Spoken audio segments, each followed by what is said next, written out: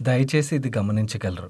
మన నెక్స్ట్ 10 సంవత్సరాలు ఒక ₹1,00,00,000 కార్పస్ క్రియేట్ చేయాలంటే రెగ్యులర్ వేలో ఇన్వెస్ట్ చేసినట్టయితే నెలకి ₹38,500 మనం 15% రిటర్న్ ఇచ్చే ప్రోడక్ట్లో ఇన్వెస్ట్ చేయాలి.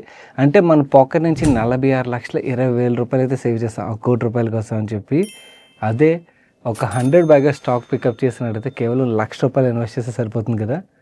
ఇది వినడానికి చాలా స్వీట్గా ఉన్నది కదా, కానీ ప్రాక్టికల్లీ మాట్లాడుకుందాం 100 బ్యాగర్ స్టాక్స్ని పికప్ చేయడం అంత ఈజీ అంటే no, it is not that easy. అంత ఈజీ అయినట్టయితే ప్రతి ఒక్కళ్ళు ఓన్లీ 100 బ్యాగర్స్లోనే ఇన్వెస్ట్ చేసి మల్టీఫోల్డ్లో వాళ్ళ ఆస్తిని అయితే మల్టిప్లై చేసుకుంటారు కదా. అలా అని యాజ్ ఏ రీటైల్ ఇన్వెస్టర్స్ మనం అసలు 100 బ్యాగర్ స్టాక్స్ రిలేటెడ్గా ఆలోచించకూడదు, గివ్ అప్ ఇచ్చేయాలంటే నో. యాక్చువల్లీ నేను ఒక ఫెంటాస్టిక్ రీసెర్చ్ రిపోర్ట్ అయితే ఈ వీక్లో చదివాను. ఐ ఫెల్ట్ ఇది చదవగానే మన వాళ్ళకి షేర్ చేయాలి. ఎందుకంటే ఈ రీసెర్చ్ రిపోర్ట్లో ఏంటంటే మన ఇండియాలోని లాస్ట్ 15 సంవత్సరాల్లోని ఏవైతే 100 బ్యాగర్ రిటర్న్స్ ఇచ్చిన స్టాక్స్ ఉన్నాయో ఆ 100 బ్యాగర్స్ రిటర్న్ ఇచ్చిన స్టాక్స్ మీద వీళ్ళు డీప్గా రీసెర్చ్ చేసి, మనందరూ తెలుసు ఈచ్ ఇండివిజువల్ కంపెనీ ఒక్కొక్క క్యారెక్టరిస్టిక్స్లో ప్లే అవుతుంది అని చెప్పి. బట్ యాక్చువల్లీ 100 బ్యాగర్ రిటర్న్ ఇచ్చిన స్టాక్స్లో ఒక కామన్ క్యారెక్టరిస్టిక్స్ ఉన్నాయి, వాటిని వీళ్ళు ఫైండ్ అవుట్ చేశారన్నమాట. ఐ ఫెల్ట్ ఓకే, వీటిని షేర్ చేస్తే మన వాళ్ళు ఎవరైతే ఉంటారో మనం ఏదైనా స్టాక్లోని ఇలాంటి క్యారెక్టరిస్టిక్ చూసామనుకోండి, we'll also make that 100 baggers కదా. ఇన్ఫ్యాక్ట్ లైఫ్లోని ఒక 2-3 100 బ్యాగర్స్ తగిలినా చాలు, లైఫ్ సెట్ అయిపోతుంది కదా. ఇన్ఫ్యాక్ట్ యాక్చువల్లీ రైట్ ఎలొకేషన్ చేసామనుకోండి జనరేషనల్ వెల్త్ క్రియేట్ అవుతుంది. అండ్ ఈ రీసెర్చ్ రిపోర్ట్లో వీళ్ళు యాక్చువల్లీ ఆ 100 బ్యాగర్స్ ఒక క్యారెక్టరిస్టిక్స్ మాత్రమే కాకుండా వాటిని యూజ్ చేసి నెక్స్ట్ యాక్చువల్లీ 100 బ్యాగర్ అయ్యే పొటెన్షియల్ ఉన్న స్టాక్స్ ఏవైతే వాటి లిస్ట్ కూడా షేర్ చేస్తారు. వాటిని కూడా మీకు ప్రజెంట్ చేస్తాను. బట్ వాటిని ప్రజెంట్ చేసే ముందు ఒక చిన్న కాషన్ నోట్ ఏంటంటే, ఎవరైనా కూడా అంటే ఈ వీడియో చూసేవాళ్ళు చాలామంది కొత్త వాళ్ళు కూడా ఉంటారు కదా, మీరు ఇలా సోషల్ మీడియాలో జస్ట్ స్టాక్ పేర్లు చూసి నేను 100 బ్యాగర్ రిటర్న్ సంపాదించేస్తానని ఆలోచిస్తున్నారైతే మాత్రం మీరు చాలా తప్పుగా ఆలోచిస్తున్నారు. ఎందుకంటే అలా ఎప్పుడు 100 బ్యాగర్స్ క్రియేట్ అవ్వవు. మీరు ఒకవేళ 100 బ్యాగర్లో ఇన్వెస్ట్ చేయొచ్చు, బట్ 100 బ్యాగర్ మీరు రిటర్న్ మీరు సంపాదించాలనుకోండి, ఆ కంపెనీ రిలేటెడ్ మీకు ఫుల్ ఫ్లెజ్గా కన్విక్షన్ బిల్డ్ అవ్వాలి, బిజినెస్ అండర్స్టాండింగ్ బిల్డ్ అవ్వాలి. ఇవన్నీ చాలా ఇంపార్టెంట్. అప్పుడే మనం 100 బ్యాగర్ రిటర్న్స్ అయితే సంపాదించగలం. సో పేర్లు మాత్రమే కాదు, మనకు కావాల్సింది ఆ 100 బ్యాగర్స్ని ఎలా ఫైండ్ అవుట్ చేయాలి, వాటిని ఎలా క్యాచ్ చేయాలి కదా. సో ఫిష్ ఇస్తే ఒకసారి తినగలం, అదే ఫిషింగ్ నేర్పించామనుకోండి మల్టిపుల్ టైమ్స్ మనం తినగలం కదా. సో ఆ ఫిషింగ్ అన్నది ఎలా చేయాలని పార్ట్ ఏదైతే ఉన్నదో ఈ 100 బ్యాగర్స్ ఐడెంటిఫై చేయాల్సిన డీటెయిల్స్ అన్ని కూడా ఈ వీడియోలోని నేను మీకు షేర్ చేస్తాను. చాలా ఇంట్రెస్టింగ్ రిపోర్ట్ ఇది, వీడియోని చివరి వరకు చూడండి. అండ్ ఈచ్ క్యారెక్టరిస్టిక్ని మీకు ఎక్స్ప్లెయిన్ చేసేటప్పుడు నాకు అలాంటి క్యారెక్టరిస్టిక్ ఇప్పుడు మనకి లిస్టెడ్ కంపెనీస్లోని ఏ కంపెనీస్లో కనబడుతుంది అనేది కూడా మీకు షేర్ చేస్తాను. ఈ లిస్ట్ మాత్రమే కాకుండా మధ్యలో కూడా చాలా కంపెనీస్ రిలేటెడ్గా మాట్లాడుకుందాం. వీడియోని చివరి వరకు చూడండి, స్కిప్ చేయకుండా. Will get lot of info. And అలాగే వీడియో చూసినప్పుడు ఎలాంటి ఇన్ఫర్మేషన్ మీ ముందు తీసుకురావడానికి మన టీం అయితే చాలా ఎఫర్ట్ పెడుతుంది గైస్. ఆ ఎఫర్ట్ మీకు హెల్ప్ఫుల్ అయిందని మించినట్టయితే ఈ ఛానల్ మేము అడిగేది ఒకటే, వీడియోని తప్పకుండా లైక్ చేయడం మర్చిపోకండి. అండ్ ఇదే ఫస్ట్ టైం మన మనీ పర్స్ ఛానల్కి వచ్చినట్టయితే మీ ఫైనాన్షియల్ నాలెడ్జ్ని ఇంప్రూవ్ చేసుకోవడానికి తప్పకుండా మన మనీ పర్స్ ఛానల్ సబ్స్క్రైబ్ చేసి పక్కన బెల్ ఐకాన్లో ఆల్ నోటిఫికేషన్స్ యాక్టివేట్ చేసుకోండి. Let's deep dive into this topic now.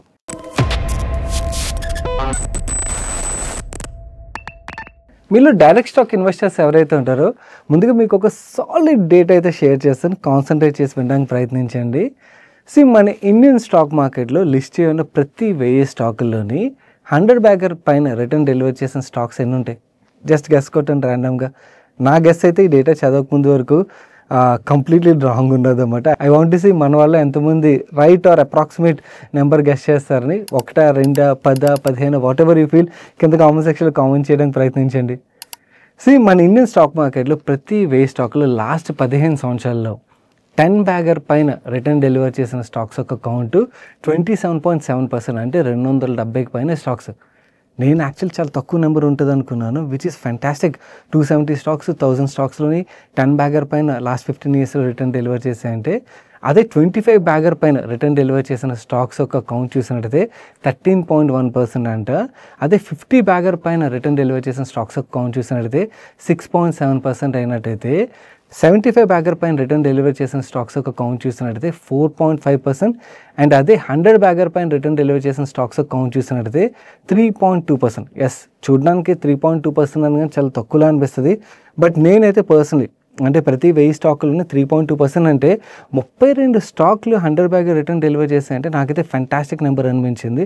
And in fact it created a huge hope. మన ఇండియన్ స్టాక్ మార్కెట్లో సాలిడ్ ఫండమెంటల్స్ ఉన్న కంపెనీస్ని రైట్ వాల్యుయేషన్లో మనం పికప్ చేసినట్టయితే వాటిని ఎందుకు అమ్మకూడదు అన్నది ఈ డేటా మనకు చెప్తుంది. 100 బ్యాగర్ అవ్వలేదు, మనకి 10 bagger, 25 bagger, 50 bagger, what ever it is, solid wealth creation కదా. అండ్ ఇంకొక ఇంట్రెస్టింగ్ డేటా పాయింట్ కూడా వీళ్ళు షేర్ చేశారు. ఏవైతే ఈ 10 బ్యాగర్ స్టాక్స్ రిటర్న్ డెలివర్ చేసి లాస్ట్ 15 ఇయర్స్లోని యావరేజ్గా ఈ స్టాక్స్ 1 lakh ఇన్వెస్ట్ చేసినట్టయితే రిటర్న్ ఇచ్చింది 15 లక్షల వరకు ఇచ్చాయంట యావరేజ్గా. అంటే కొన్ని 20 లక్షలు ఇచ్చి ఉండొచ్చు, కొన్ని 10 లక్షల దగ్గర ఆగిపోయి ఉండొచ్చు. యావరేజ్ చూసినట్టయితే 15 లక్షల వరకు వెల్త్ క్రియేట్ చేసాయంట. అదే 25 బ్యాగర్ స్టాక్స్ ఏవైతే ఉన్నాయి, 10 to 25 బ్యాగర్ స్టాక్స్ ఏవైతే ఉన్నాయో అవి యావరేజ్గా క్రియేట్ చేసిన వెల్త్ 34 lakhs అయినట్టయితే 50 బ్యాగర్ స్టాక్స్ ఏవైతే ఉన్నాయి అవి యావరేజ్గా క్రియేట్ చేసిన వెల్త్ 60 lakhs అంట. ఈ డేటా ఎందుకు చెప్తున్నానో మీకు 100 బ్యాగర్కి వెళ్ళేసరికి అర్థమవుతుంది. అదే యావరేజ్గా 75 బ్యాగర్ రిటర్న్ డెలివర్ చేసిన స్టాక్స్ యొక్క వెల్త్ చూసినట్టయితే 85 lakhs. ఓకే, 100 బ్యాగర్ అయితే ఎంత, ₹1 కోటి, ₹1,20,00,000 అయి ఉండాలి కదా. బట్ ఈ 100 బ్యాగర్ రిటర్న్ డెలివర్ చేసిన స్టాక్స్ ఆ ₹1,20,00,000, ₹1,30,00,000 రాగలేదు. యావరేజ్గా ఈ స్టాక్స్ క్రియేట్ చేసిన వెల్త్ ఎంతో తెలుసా, 784 lakhs అంట. ఫ్యాంటాస్టిక్ కదా. అంటే ఫస్ట్ మన బిగినింగ్లో మాట్లాడుకున్నాం కదా, మన లైఫ్లోని ఇలాంటి ఒక 2-3 సాలిడ్ 100 బ్యాగర్స్ దొరికాయంటే చాలు లైఫ్ సెట్ అయిపోద్ది అని చెప్పి. అండ్ ఇన్ఫ్యాక్ట్ ఎస్, ఇలాంటివి దొరికితే లైఫ్ సెట్ అయిపోద్ది. ఈవెన్ మనకి 20 బ్యాగర్, 30 బ్యాగర్స్ దొరికినా కూడా we can create substantial wealth అని అయితే మనం అర్థం చేసుకోవచ్చు.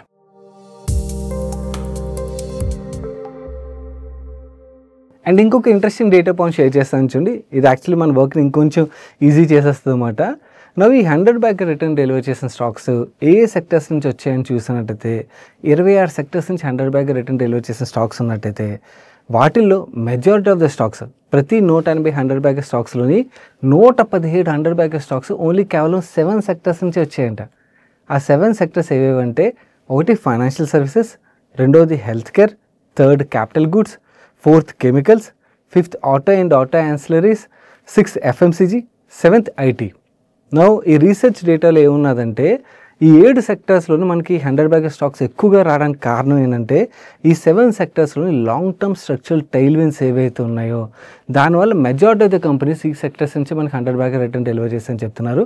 సో దీన్ని బట్టి మన టేక్ అవే పాయింట్ ఏంటి, మనం ఏదైనా సెక్టర్లో ఇన్వెస్ట్ చేస్తాం, ఆ సెక్టర్కి చాలా లాంగ్ టర్మ్ టైల్విన్ ఉన్నది, గ్రోత్ ఆపర్చునిటీ ఉన్నది అనుకోండి, అందులో మంచి కంపెనీని మనం పికప్ చేసినట్టయితే ఆ మెగా ట్రెండ్ ఏదైతే ఉన్నదో దాన్ని రైట్ చేసినట్టయితే మనం కూడా 100 బ్యాగర్ రిటర్న్స్ అయితే సంపాదించగలం.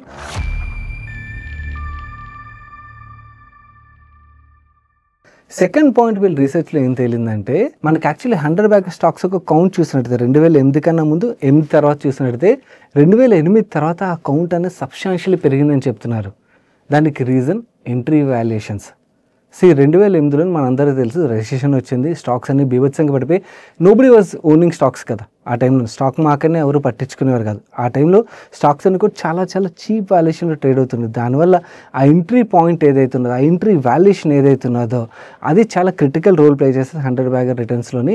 అండ్ ఇన్ఫాక్ట్ వీళ్ళు ఇంకొక రీసెర్చ్ చేశారు, ఏంటంటే మన entry valuation versus 100 bagger returns యొక్క కోరిలేషన్ తీసినప్పుడు ఆ కోరిలేషన్ -0.95 వచ్చిందంట. అంటే మనం ఎంట్రీలోని వాల్యుయేషన్స్ ఎక్కువ పే చేసినట్టయితే మనకి 100 బ్యాగర్ రిటర్న్స్ దొరికే ఛాన్సెస్ చాలా తగ్గిపోతాయి. సో మీ ఫ్యూచర్ రిటర్న్స్ మీద మీరు ఇప్పుడు ఎంటర్ అయ్యే వాల్యుయేషన్స్ చాలా చాలా క్రిటికల్ రోల్ ప్లే చేస్తుంది, గుర్తుంచుకోండి.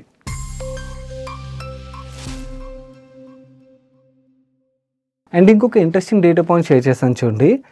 100 బ్యాగర్ రిటర్న్ డెలివర్ చేసిన స్టాక్స్లో బజాజ్ ఫైనాన్స్, హెవెల్స్ ఇలాంటి స్టాక్స్ పక్కన పెడితే, ఇవి ఎందుకంటే స్ట్రక్చర్లీ గ్రో అవుతున్న స్టాక్స్ అవి, majority of the 100 bagger stocks యొక్క క్యారెక్టరిస్టిక్స్ ఎలా ఉన్నాయంటే either overlook stocks or out of glamour stocks or business transformation చూసిన స్టాక్స్. అంటే కమోటైజ్ ప్రొడక్ట్స్ నుంచి స్పెషలైజ్డ్ ప్రొడక్ట్స్ వైపు మూవ్ అవ్వడం కానీ ఇలాంటి ట్రాన్స్ఫర్మేషన్ చూసిన కంపెనీస్ ఏవైతే అవే మేజర్లీ 100 బ్యాగర్ రిటర్న్స్ అయితే డెలివర్ చేసాయి. ప్రెజెంట్ మార్కెట్ కండిషన్లో మీకు అలాంటి కంపెనీస్ ఏమనిపిస్తున్నాయి? నేను నా పర్సనల్ వ్యూ కూడా షేర్ చేస్తాను. మీరు ఏమనుకున్నారు కింద కామెంట్ సెక్షన్లో కామెంట్ చేయండి. నాకైతే పర్సనలీ క్లియర్లీ ఎన్బిఎఫ్సీలు అయితే అలాంటి స్టేజ్లో ఉన్నాయని అయితే నేను అనుకున్నాను. ఎందుకంటే ఫైనాన్షియల్ సర్వీసెస్ సెక్టర్లోని ఎన్బిఎఫ్సీస్ కూడా చాలా క్రిటికల్ రోల్ ఉన్నది. ఐఎల్డిఎఫ్ఎస్ ఇష్యూ తర్వాత ఎన్బిఎఫ్సీలని కంప్లీట్లీ ఇగ్నోర్ కొట్టడం స్టార్ట్ చేశారు. కంప్లీట్లీ సెక్టర్ అయితే ఓవర్లుక్ సెక్టర్ అయిపోయింది. అందుకని మనకి వాల్యుయేషన్స్ ఇవన్నీ కూడా చాలా అట్రాక్టివ్గా ఉన్నాయి. అండ్ రీసెంట్గా ఆర్బీఐ కూడా రిలీజ్ అయ్యి ఎన్బిఎఫ్సిస్ రిలేటెడ్ కొన్ని రెగ్యులేషన్స్ చేంజెస్ కూడా తీసుకొచ్చి దాని తర్వాత మనకి ఎన్బిఎఫ్సి స్టాక్స్లో కొంచెం అప్టిక్ అయితే కనబడడం స్టార్ట్ అయింది. ఐ పర్సనలీ బిలీవ్ ఓకే ఎన్బిఎఫ్సిలో కూడా మనకు చాలా స్ట్రాంగ్ పెడిగ్రీ ఉన్న అంటే పేరెంటేజ్ ఉన్న కంపెనీస్ చాలా ఉన్నాయన్నమాట. చాలా మంచి బిజినెస్లు చేస్తున్న కంపెనీలు మనకు శ్రీరామ్ ఫైనాన్స్ అవ్వచ్చు, ఇలాంటి చాలా స్టాక్స్ ఉన్నాయి. మంచి వాల్యుయేషన్లో దొరుకుతున్న చాలా ఎన్బిఎఫ్సిలు మైక్రో ఫైనాన్స్ కంపెనీస్ ఉన్నాయి. ఒకసారి చూడడానికి ప్రయత్నించండి. We might make multiple 100 baggers from here అన్నది నా personal view. By the way మనం ఇప్పటివరకు మాట్లాడుకున్న డేటా ఎలా ఉంది? ఒకవేళ నచ్చి ఇప్పటివరకు వీడియోని లైక్ చేయడం మర్చిపోయినట్టయితే తప్పకుండా వీడియోని లైక్ చేయడానికి అయితే ప్రయత్నించండి గైస్. నెక్స్ట్ ఈ 100 బ్యాగర్ రిటర్న్ డెలివర్ చేసిన స్టాక్స్లో కొన్ని స్టాక్స్ ఎలాంటి స్టాక్స్ అంటే నీష్ బిజినెస్ ఫోకస్ చేసే కంపెనీస్ ఏవైతున్నాయో వాటిలో సక్సెస్ సాధించిన కంపెనీస్ చాలా వరకు మనకి మల్టీ బ్యాగర్ అదే 100 బ్యాగర్ రిటర్న్ డెలివర్ చేసినట్టు చెప్తున్నారు. దానికి వీళ్ళు ఎగ్జాంపుల్ ఏం చెప్తున్నారంటే మల్టిపుల్ ఎగ్జాంపుల్ షేర్ చేశారన్నమాట. అందులో ఫస్ట్ ఎగ్జాంపుల్ ఏషియర్ మోటార్స్.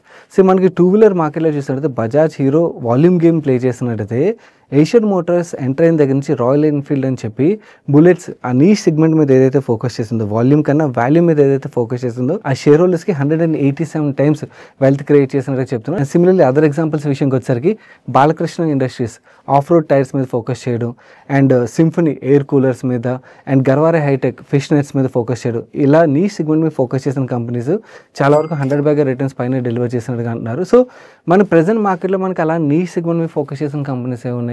నాకు బ్యాక్ ఆఫ్ ద మైండ్ గుర్తు తెచ్చుకోవాలంటే ఆజాద్ ఇంజనీరింగ్ ఓకే చాలా నీష్ సెగ్మెంట్లో ఆపరేట్ చేస్తుంది. దెన్ ఎస్జేఎస్ అనే ఒక కంపెనీ ఉంటుంది, అది కూడా నీష్ బిజినెస్ మోడల్లో మనకి లిస్టెడ్ కంపెనీస్లో చూసినట్టయితే ఉన్నది. దెన్ మనకి ఎక్సిగో అనే కంపెనీ దో వాల్యుయేషన్స్ చాలా ఎక్స్పెన్సివ్ ఉన్నా కూడా కన్ఫర్మ్ టికెట్ అబీ బస్ ఏవైతే ఉన్నాయో మనకి రైల్వే టికెట్ బుకింగ్ కావచ్చు, బస్ టికెట్ బుకింగ్ కావచ్చు, చాలా నీ సెగ్మెంట్ అండ్ లైక్ కాంపిటేటర్స్ చాలా తక్కువ ఉన్న సెగ్మెంట్లో ఆపరేట్ చేసిన కంపెనీ అది ఒకటి కానీ నాకు బ్యాక్ ఆఫ్ ద మైండ్ గుర్తొస్తుంది. అండ్ అలాగే చిన్న కంపెనీస్లో ఒక ఇంట్రెస్టింగ్ కంపెనీ ఉంది స్వీట్ డ్రీమ్స్ అని చెప్పి మనకి women premium nightwear segment మీద వీళ్ళు ఫోకస్ చేస్తున్నారు అనమాట. ఆ సెగ్మెంట్ని క్రియేట్ చేయడానికి ప్రయత్నిస్తున్నారు. సో ఆ సెగ్మెంట్ వాళ్ళు క్రియేట్ చేయగలిగారు అనుకోండి, సక్సెస్ సాధిస్తే then definitely that will create substantial wealth. But లేదంటే డిఫరెంట్ కేస్ ఆల్ టుగెదర్.